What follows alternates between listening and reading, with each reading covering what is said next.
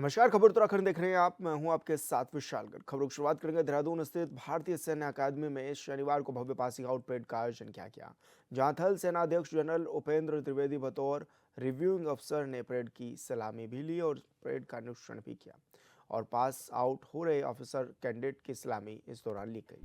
इस परेड में कुल 525 अफसर कैंडिडेट देश सेवा के लिए पास आउट हुए हैं, जिनमें से 491 कैंडिडेट भारतीय थल सेना में ऑफिसर बनेंगे, जबकि 34 कैंडिडेट मित्र देशों की सेनाओं में भी शामिल होंगे।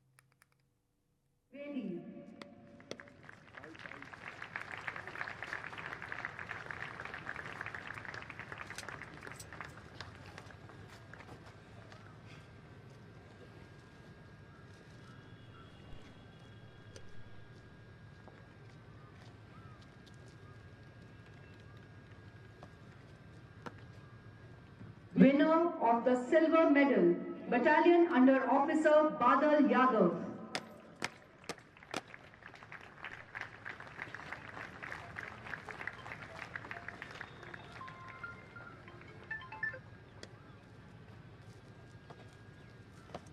Winner of the bronze medal, Senior Under Officer Kamaljeet Singh.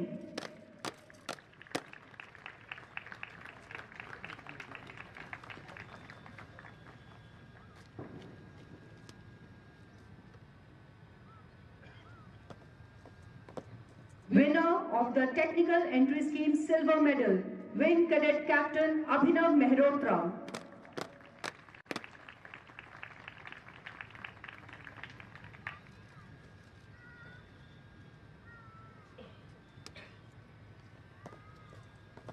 Winner of Technical Graduate Course Silver Medal, Officer Cadet Jadav Sujit Sampath.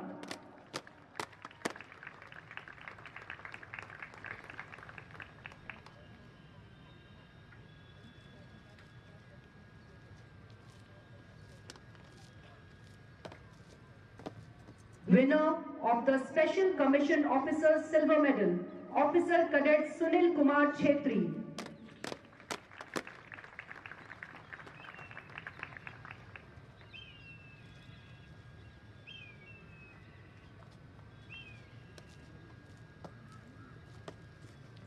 Winner of the medal for the best officer cadet from friendly foreign countries, Junior Under Officer Muhammad Safin Ashraf from Bangladesh.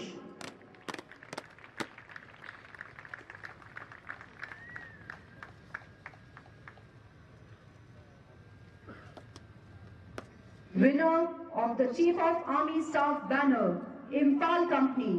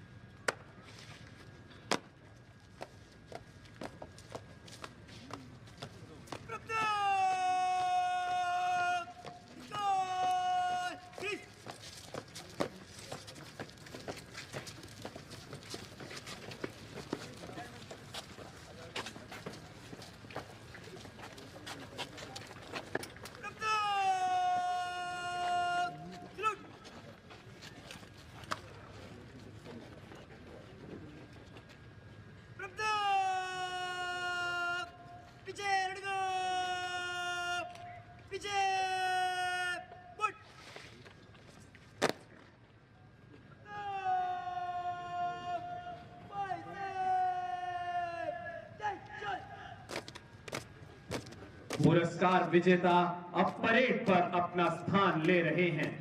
अपने इस प्रदर्शन के लिए न केवल अफसर cadets अपितु उनके प्रशिक्षक और भारतीय सैन्य अकादमी का स्टाफ भी गौरव का अनुभव कर सकते हैं।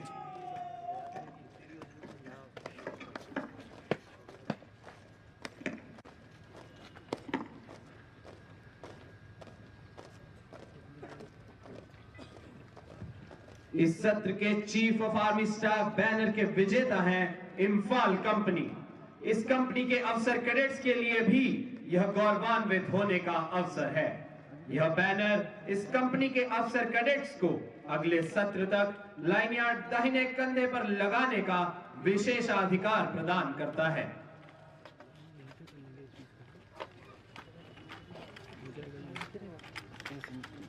Ladies and gentlemen, the primary aim of this institution is to present the nation with strong and daring military leaders. Undoubtedly, the institution can take justifiable pride in the fact that its alumni have brought glory to themselves and their alma mater on the battlefield time and again. The number of gallantry awards won by our alumni is ample testimony to this fact. Ladies and gentlemen, the reviewing officer will now address the parade.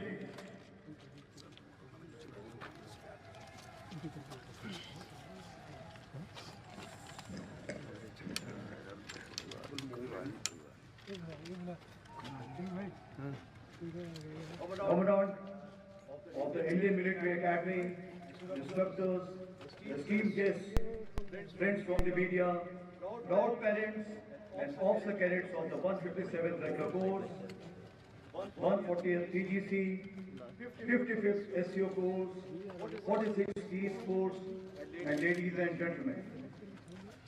My heart swells with pride, having witnessed your pristine bearing, impressive turnout, and admirable dress during the passing out parade of Autumn Term 2025. I congratulate each one of you on successful completion of the training and wish you all the very best for the future. The profession of arms is not merely a profession, it's a calling. A calling that demands sacrifice of your own comfort and well-being, and if necessary, even your life for the nation. Indian Military Academy has an incomparable reputation of producing capable professional officers, visionary leaders, and gallant heroes who have proven their battles time and again. In each one of you, young officers, molded at this academy, I see the bright future of the Indian Army. As young officers, you are entering a constant. और बड़ी खबर का रुख करेंगे। मुख्यमंत्री धामी आज कई कार्यक्रमों में करेंगे प्रतिभाग। उत्तराखंड में क्रांति नीति का भी करेंगे शुभारंभ। सैटेलाइट सेंटर भौवाला का करेंगे लोकार्पण। All India public relation conference में भी करेंगे शिरकत। तो बड़ी खबर आप तक पहुंचा रहे हैं, जहां पर मुख्यमंत्री पुष्कर सिंह धामी आज कई कार्यक्रमों में शामिल होंगे। All India public relation conference में भी शिरकत करेंगे मुख्यमंत्री। तो वहीं उत्तराखंड मैक नीति का भी शुभारंभ करेंगे।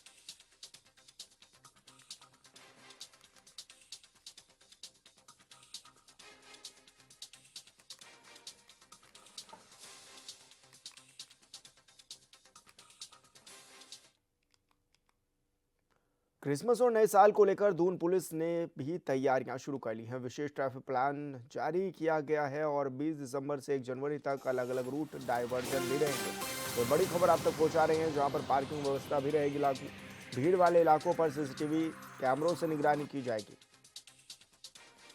30 दिसंबर से 1 जनवरी तक भारी वाहनों का प्रवेश पूरी तरह से प्रतिबंधित रहेगा। पुलिस गूगल मैप पर रूट डायवर्जन अपडेट भी कराएगी। तो कई प्रमुख रूटों पर वैकल्पिक रूट भी किए गए हैं तय। शहर में नो पार्किंग जोन और अनावश्यक पार्किंग भी हटाई जाएगी। तो बड़ी खबर आप तक पहुंचा रहे हैं, जहां पर क्रिसमस और न्यू ईयर को लेकर अभी से तैयारियां जोरों शोरों से जारी है। क्रिसमस और नए साल को लेकर दून पुलिस ने तैयारी भी कर ली है।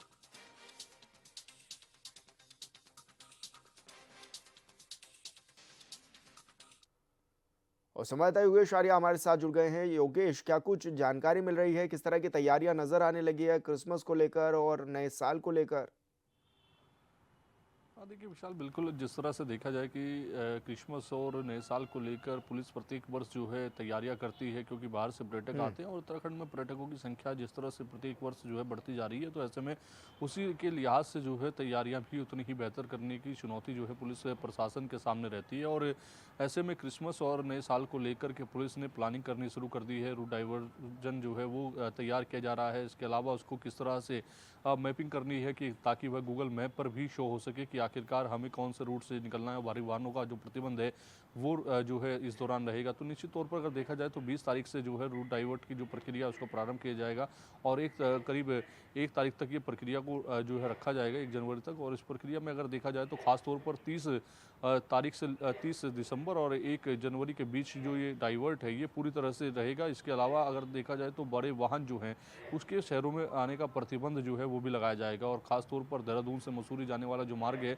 उस पर जाम न लगे, इसके लिए पुलिस की प्लानिंग जो है, ट्रैफिक प्लान जो है वो पूरी तरह से तैयार जो है वो विभाग के द्वारा किया जा रहा है। यानी कि अगर देखा जाए तो नए साल और क्रिसमस को लेकर के पूरी तैयारियां की जा रही है, क्योंकि वो इस दौरान जो है पर्यटक जो है इन त्योहारों को मनाने के लिए, नए साल का जश्न मनाने के लिए जो है भारी संख्या में मसूरी की तरफ पहुंचता है, उत्तराखंड का रुख करता है। तो निश्चित तौर पर पहाड़ी इलाकों में घूमने के लिए पर्यटकों की आवाजाही है वो शुरू हो गई है। तो ऐसे में कहीं ना कहीं जो है विंटर अगर देखा जाए तो इस सीज़न के दौरान अगर देखा जाए तो कहीं ना कहीं जो ऐसे इलाके हैं जहाँ से लोग बड़ी संख्या में आते हैं तो उसका भी पूरा जो है रूट प्लान जो है वो तैयार किया जा रहा है ताकि जो है बड़े वाहनों को रोका जा सके उन इलाकों से एंट्री पर और कहीं ना कहीं जो पर्यटक आने वाले हैं उनको किसी प्रकार की जो परेशानी है उसका सामना ना करना पड़े। जी लेकिन योगेश, इस दौरान ये भी देखा जाता है कि बड़ी संख्या में लोग मसूरी तो पहुंचते हैं देहरादून से होकर और जाम की स्थिति काफ़ी बन जाती है। तो जाम से निपटने के लिए किस तरह के इंतजाम किए जा रहे हैं, क्योंकि जैसे कि आप ये भी बता रहे हैं कि गूगल मैप पर भी जो रूट डाइवर्ट है वो शो कराया जाएगा, उसके लिए भी पुलिस तत्परता के साथ काम कर रही है और साथ ही हुड़दंग मचाने वाले लोग भी इस दौरान शामिल होते हैं। उन पर किस तरह की कार्रवाई की बात कह रही है उत्तराखंड पुलिस? देखिए, पुलिस पूरी तरह से इस दौरान तैनात रहेगी और इसके अलावा जिन पुलिसकर्मियों की ड्यूटी लगाई जाएगी उनको जो है खासतौर पर उन इलाकों में तैनात किया जाएगा जहां पर देखने को मिलता है कि रात्रि में जो है हुड़दंग मचाते हुए कई बार युवक दिख जाते हैं, चाहे वो मसूरी के इलाका हो, चाहे वो मसूरी रोड हो, क्योंकि अलग देखा जाता है कि कई सड़कों के किनारे जो है गाड़ी लगाकर वहीं पर जो है हुड़दंग मचाते हुए कई बार युवक दिखते हैं। तो इसके लिए जो है पूरी तरह से जो पेट्रोलिंग टीम है वो तैनात की जाएगी और इसके अलावा रूट की जिस तरह से बात की जा रही है कि रूट डाइवर्ट करने की जो प्रक्रिया है उसको बनाया जा रहा है, उसको फिर गूगल मैप के जरिए जो है ये शो कराया जाएगा कि जब यहाँ पर उस दौरान पर्यटक आएंगे, उस दौरान जो है भारी वाहन आएंगे तो उनको ये शो सके कि हमें किस रास्ते से जाना है और किस तरह की कौन से मार्ग है जिस पर नहीं जाना है, किस मार्ग पर जो है प्रतिबंध लगाया गया है। तो ये पूरी तरह से सोएगा। इसके साथ साथ अनावश्यक जो पार्किंग है उनको हटाया जा रहा है, पार्किंग स्पॉट्स देखे जा रहे हैं कहाँ पर जो है पर्यटकों की पार्किंग के लिए जो है जो बढ़ाई जा सकती है, क्योंकि देखा जाता है कि अमूमन हर साल जब पर्यटक आते हैं तो पार्किंग की वजह से जो है गाड़ी पार्क जो है वो सड़क के किनारे हो जाती है और उससे भी काफ़ी परेशानियों का सामना जो है अन्य लोगों को करना पड़ता है। तो उसकी भी प्लानिंग पूरी तरह से की जा रही है। यानी कि अगर देखा जाए तो अभी से पूरी प्लानिंग करनी शुरू कर दी है और 20 दिसंबर से लेकर 1 जनवरी तक पूरी तरह से पुलिस जो है इसकी मॉनिटरिंग करेगी। आलाधिकारी समय समय पर इसका जायजा लेंगे और पेट्रोलिंग टीमें इस बार बढ़ाई जा रही हैं ताकि जो है रूट के दौरान जो है किसी तरह का अगर जाम लगता है तो उसके जल्द से जल्द खोला जा सके, ताकि तस्वीरें जो है उस तरह की ना आए जिस तरह से कुछ वर्षों में देखी गई है कि बहुत भीड़ के चलते जाम लगा और काफ़ी घंटों तक लोगों को वहाँ पर जो है उस जाम में फंसना पड़ा और समस्याओं का सामना करना पड़ा। जी बिल्कुल योगेश, बहुत शुक्रिया आपका तमाम जानकारी साझा करने के लिए। हरिद्वार के हर की पौड़ी, माया देवी और मनसा देवी जैसे प्रमुख धार्मिक स्थलों से मात्र आधे किलोमीटर की दूरी पर बनी अवैध दरगाह पर बड़ी कार्रवाई की गई है, जिसके तहत राजाजी नेशनल पार्क के लगभग 5 बीघा संरक्षित भूमि पर खड़ी हजरत सैयद सुल्तान शाह दरगाह पर विभाग ने नोटिस चस्पा किया है। वन विभाग की सख्त चेतावनी है कि अगर किसी के पास भूमि पर स्वामित्व अधिकार या फिर निर्माण से जुड़े वैध दस्तावेज हैं तो 15 दिनों के भीतर प्रमाण सहित हरिद्वार रेंज कार्यालय में अनिवार्य रूप से पेश करें और विभाग का अल्टीमेटम निर्धारित अवधि पूरी होते ही बिना वैध दस्तावेज वाली पूरी संरचना अवैध घोषित की जाएगी।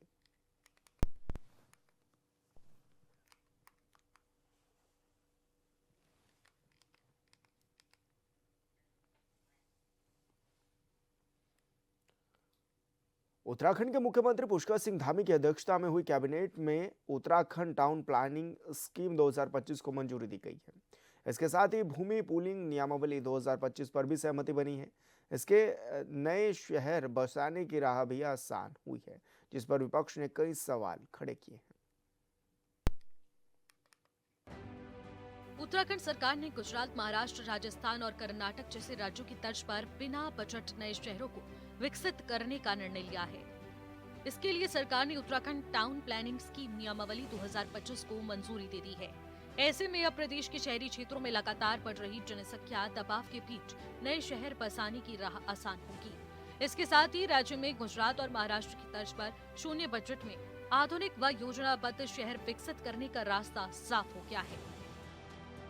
देखिए, नई टाउनशिप एक नए शहर को जन्म देना ये पहले भी होता चला आया है। पहले भी हमारी ऐसे बहुत सारे क्षेत्र हैं, वो कहीं न कहीं ग्रामीण से शहरी क्षेत्रों में बने हैं। तो ये टाउनशिप पहले भी बनती चली आई है। पहले हमारा, अगर मैं उत्तराखंड देहरादून की बात करूँ, तो हमारे बहुत सारे ऐसे क्षेत्र थे जो ग्रामीण थे। अब आज वो नगर निगम में है, डेवलप हो चुके हैं। पहले नगर पालिका, नगर पंचायतें थी, आज वो नगर निगम के रूप में अच्छा कार्य कर रहे हैं। और जिन लोगों की ज़मीनों को उसमें निहित किया जाता है, उनके हितों की इसमें रक्षा की जाती है, उनके हित इसमें देखे जाते हैं, उनको कहीं न कहीं भत्ते के रूप में या उनको उनका जो लाभ होता है उसमें उनका शेयर उसमें रखा जाता है। तो कहीं न कहीं जो हमारी नई टाउनशिप बनेगी, यहाँ पर हमारा जो पलायन हुआ है, उस पलायन को हम रिवर्स कर सकते हैं। कहा जाता है कि गुजरात, महाराष्ट्र, राजस्थान और कर्नाटक जैसे राज्यों में टाउन प्लानिंग स्कीम यानी कि टीपीएस ने शहरी विकास को गति दी है। गुजरात में अहमदाबाद और सूरत के 90 से 95% शहरी क्षेत्र इसी मॉडल के तहत विकसित हुए हैं। इसने विनिर्माण और निर्माण और रियल एस्टेट सेक्टर को मजबूती दी है। महाराष्ट्र के नैना और पुणे मेट्रोपॉलिटन क्षेत्र में भी इसी मॉडल पर विकास हुआ है, जिससे रियल एस्टेट और निर्माण सेक्टर में बड़े पैमाने पर औपचारिक रोजगार सृजित हुआ है। हमारा जो युवा साथी जो काम कर रहा है, उसको हम कहीं ना कहीं रखने का काम कर सकते हैं, उसको रोजगार से जोड़ने का काम भी कर सकते हैं। जब नई टाउनशिप बनेगी तो कहीं ना कहीं हमारा जो उत्तराखंड का पलायन है उसको रोकने का काम होगा। तो सरकार की पहल है, जो हमारे पहाड़ी क्षेत्र हैं, जो हमारे दूरस्थ ग्रामीण क्षेत्र हैं, उसमें बहुत सारे ऐसे ग्रामीण क्षेत्रों को चिन्हित किया गया है, जो चंडीगढ़ और गुजरात मॉडल के रूप में उनको विकसित किया जाएगा। और क्योंकि जब हम एक बार सपना देखते हैं कि विकसित भारत और विकसित उत्तराखंड, तो मुझे लगता है इस ओर हमारी भारतीय जनता पार्टी की सरकार पहल कर रही है। तो ये सराहनीय कदम है, ऐतिहासिक कदम है। टाउन प्लानिंग स्कीम के तहत टाउनशिप के लिए नियम भी तय कर दिए गए हैं। पहले चरण में विकास प्राधिकरण या फिर भूमि स्वामी टीपीएस क्षेत्र को चिन्हित करेंगे। टाउन प्लानिंग ऑफिसर की नियुक्ति होगी और इसके बाद सार्वजनिक सुझाव के लिए यहाँ पर टीपीएस ड्राफ्ट तैयार किए जाएंगे। दूसरे चरण में टीपीएस ड्राफ्ट को पब्लिश कर आपत्ति और सुझाव मांगे जाएंगे। फिर प्राधिकरण की ओर से ड्राफ्ट टीपीएस को मंजूरी दी जाएगी। इसके बाद टाउनशिप प्लानिंग ऑफिसर की ओर से फाइनेंशियल और फिजिकल टाउन प्लानिंग स्कीम तैयार की जाएगी। फिर हाई पावर कमेटी से अंतिम मंजूरी मिलने के बाद टीपीएस फाइनल अधिसूचना को जारी किया जाएगा। तीसरे और आखिरी चरण के तहत भूमि स्वामियों को लेटर ऑफ अवार्ड और सर्टिफिकेट ऑफ ओनरशिप जारी किए जाएंगे। पुनर्गठन प्लॉट का कब्जा दिया जाएगा। कन्वेंस लीड जारी कर भूमि रिकॉर्ड को अपडेट करने के लिए राजस्व और नगर निकाय को भेजा जाएगा। दावा है कि टीपीएस के तहत उत्तराखंड में सड़क, बिजली, पानी, सीवरेज, पार्क और सामाजिक सुविधाएं एकत्रित तरीके से विकसित होंगी, और वह भी बिना जबरन भूमि अधिग्रहण के। पारंपरिक अधिग्रहण मॉडल के मुकाबले इसमें भूमि विवाद कम होंगे। भूमि मालिकों को पुनर्गठित और विकसित प्लॉट वापस मिलेंगे और सरकार पर प्रत्यक्ष विपत्ति बोझ भी नहीं पड़ेगा। लागत की वसूली बेटरमेंट चार्ज के माध्यम से की जाएगी। ये मॉडल पूरी तरह से सहभागी है, जिसमें हितधारकों की राय और जन सुनवाई अनिवार्य होगी। प्रमुख सचिव आर मीनाक्षी सुंदरम ने बताया है कि इससे शहरी विकास में गति आएगी और आवास, उद्योग तथा व्यापार के लिए भूमि उपलब्ध हो सकेगी। टीपीएस से कितना बदलाव आएगा ये तो कहना मुश्किल है, लेकिन विपक्ष का सरकार की नीतियों पर सवाल है।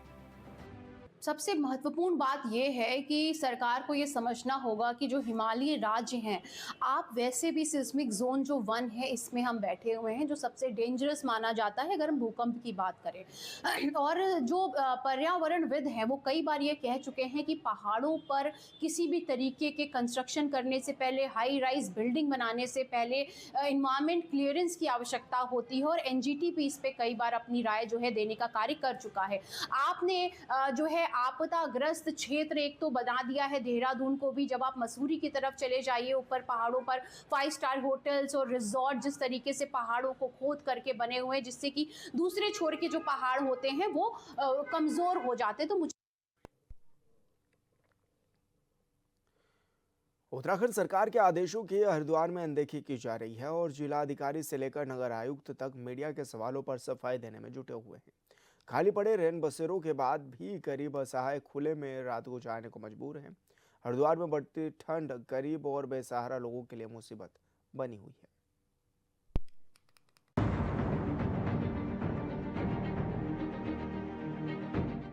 हरिद्वार में बढ़ती ठंड गरीब और बेघर लोगों के लिए मुसीबत बनती जा रही है। ठिठुरती रातों में जहां लोग घरों में दुबक कर बैठे हैं, तो वहीं कहीं गरीब गंगा घाटों और पुलों के नीचे रात गुजारने को मजबूर हैं। जब हमारी टीम हरिद्वार में बने रैन बसेरों पर पहुंची तो इस दौरान देखने को मिला कि रैन बसेरों में गरीब और असहाय की जगह बाहर से आए यात्री ठहरे हुए हैं, जबकि शहर के गरीब और असहाय लोग खुले आसमान के नीचे घाटों पर नींद पूरी करने को मजबूर है। ये सारे बाहर के, कोई कानपुर का है, कोई कहीं का है, कोई कहीं का है। अच्छा अच्छा अच्छा अच्छा कोई लखनऊ से है, कोई उन्नाव से है। अच्छा, तो आईडी वगैरह किसी की नहीं बनी हुई यहाँ पे? आईडी तो अपने पास तो है नहीं सर जी, अपनी बात कर सकते हो, अच्छा अच्छा, दूसरे की बात तो कर नहीं सकते। चलो ठीक है। आओ कोशिश करो तो भी नहीं बनती, कहाँ भागे दौड़े बनवाइए। जानकारी के मुताबिक रैन बसेरों में बिना पहचान पत्र वालों को जगह नहीं दी जा रही है। ऐसे में जिनके पास कोई प्रमाण पत्र नहीं है, वो बेघर होकर सड़कों या फिर घाटों पर रात बिता रहे हैं। जिलाधिकारी की तरफ से सभी रैन बसेरों में अलाव की व्यवस्था के लिए बजट पहले ही जारी कर दिया गया था, लेकिन जमीनी हकीकत कुछ और ही बयां कर रही है। घाटों पर सो रहे गरीब के पास रात काटने के लिए कंबल तो है, लेकिन सर्दी से बचने के लिए अलाव की कोई व्यवस्था नहीं है। तो नगर पंचायतों को और हमारे जिला पंचायत, पंचायती राज अधिकारी, ब्लॉक्स को डायरेक्शन दिए गए हैं कि वो जहाँ जहाँ पर भी रैन बसेरे हैं उनको निरीक्षण करके उनको बेसिक जो फैसिलिटीज़ हैं वो सारी सुनिश्चित कर लें। अलाव जलाने की व्यवस्था के लिए फंड्स आदि सभी जगह दे दिए गए हैं, उसके भी निरीक्षण कर लें। और आवारा पशु भी जो होते हैं सड़कों पे, उनके लिए भी व्यवस्था करने के लिए मुख्य पशु चिकित्सक को बता दिया। ठीक है। मुख्य नगर आयुक्त की माने तो ज्यादातर रैन बसेरों में सुविधाएं पूरी तरह से दुरुस्त है। साथ ही जहां भी व्यवस्थाओं में कोई कमी पाई जा रही है तो वहां तुरंत सुधार के निर्देश दिए जा रहे हैं। अगर रैन बसेरों में जगह खाली होने के बावजूद कोई गरीब व्यक्ति घाटों पर या पुलों तक खुले हुए सोते हुए नजर आ रहा है तो कार्रवाई की जाएगी। हालांकि गरीब और असहाय लोगों को रैन बसेरों में जगह तो दूर की बात है, अलाव के लिए भी प्रशासन पर्याप्त व्यवस्थाएं नहीं कर पा रहा है। नगर निगम क्षेत्र में भी 3 रैन बसेरे हैं जो निर्मित हैं और एक रैन बसेरा और निर्माणाधीन है। तो 3 रैन बसेरों में हमने यही निर्देश दिए हैं कि उसमें लगातार जो है हीटर की व्यवस्था हो, साफ़ सफाई उचित हो और जो कंबल एंड चादर हैं उसको लगातार चेंज किया जाए। अभी हमने उन तीनों में विजिट भी किया था तो उन व्यवस्थाओं को चेक भी किया था। कुछ रैन बसेरों में हीटर की कमी पाई गई थी तो उसको हम लोग मोर हीटर्स प्रोवाइड कर रहे हैं और प्रॉपर उसकी रिकॉर्ड कीपिंग हो और जो भी इच्छुक हो उसको निःशुल्क रैन बसेरे की व्यवस्था की जाती है, तो किसी को रोका ना जाए। अलाव की व्यवस्था भी की जा रही है, इसको बढ़ाया भी जाएगा और रैन बसेरों में भी उनको भेजा जा रहा है। और अगर ऐसी कोई शिकायत आती है कि रैन बसेरे में अगर बेड्स खाली हैं फिर भी लोग बाहर सो रहे हैं तो उस पर उचित कार्रवाई भी की जाएगी। समय से पहले शासन प्रशासन की तरफ से कई तरह के वादे किए जाते हैं, लेकिन जब वक्त आता है तो दावे हवाई साबित होते हैं। मौजूदा वक्त में हरिद्वार के अधिकारियों के दावों का हाल भी कुछ ऐसा ही है। हरिद्वार से देवम मेहता की रिपोर्ट।